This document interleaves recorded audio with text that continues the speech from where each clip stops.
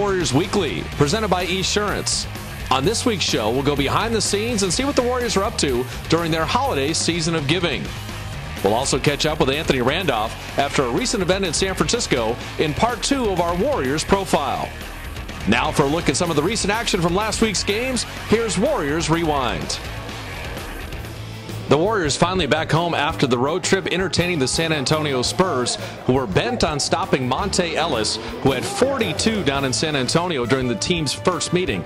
But they couldn't stop Monte again. He would have 35 points on 16 of 31 shooting, and the Warriors would hang right with the Spurs, down 27-25 at the end of one.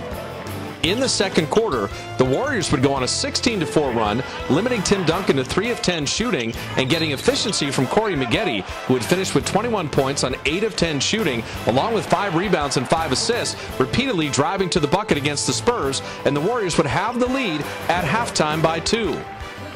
But in the second half, Duncan, 20 of his 27, 4 block shots, 15 rebounds, 4 assists, and one of the greatest players to play the pivot on display in the second half as the Spurs would gain separation.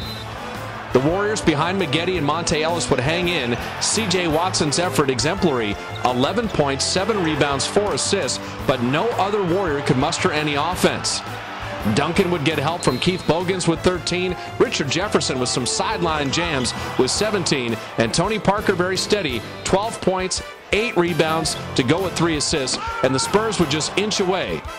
The Warriors struggled shooting the ball, getting no help from Radmanovich, 0 for 8, Anthony Randolph 3 for 10, and Steph Curry, plagued by foul trouble, 4 for 11. They would shoot 42%, and San Antonio wins meeting 2, 103-91 at Oracle. As the Spurs experience pays off, they limit Monte Ellis. No, he had 35, but he didn't get any other help, and the Spurs come away with the win.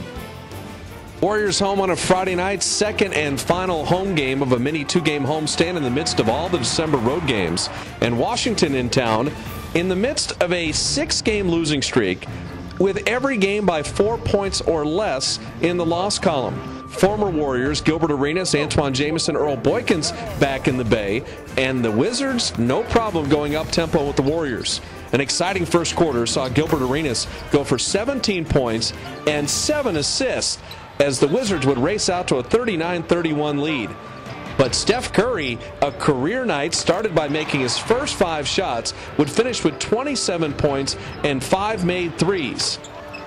In the second quarter, Monte Ellis would lead a Warrior comeback as they would outscore the Wizards 28-21. Monte, another 30-point game to go with 5 steals and 7 assists.